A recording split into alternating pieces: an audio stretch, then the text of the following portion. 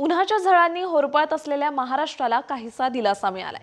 विदर्भासह राज्याच्या कमाल तापमानात लक्षणीय घट दिसून आली आहे।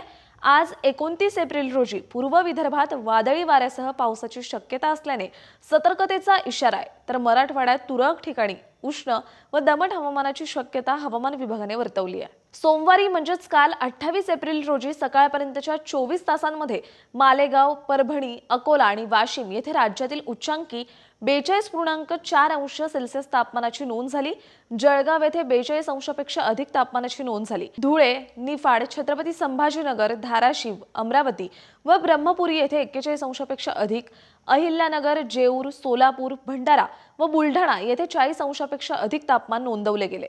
राज्याच्या कमाल तापमानात 1 ते 6 अंशाची लक्षणीय घट झाली आहे। आज 29 एप्रिल रोजी परभणी, हिंगोली आणि नांदेड येथे उष्ण व दमट हवामानाची शक्यता आहे।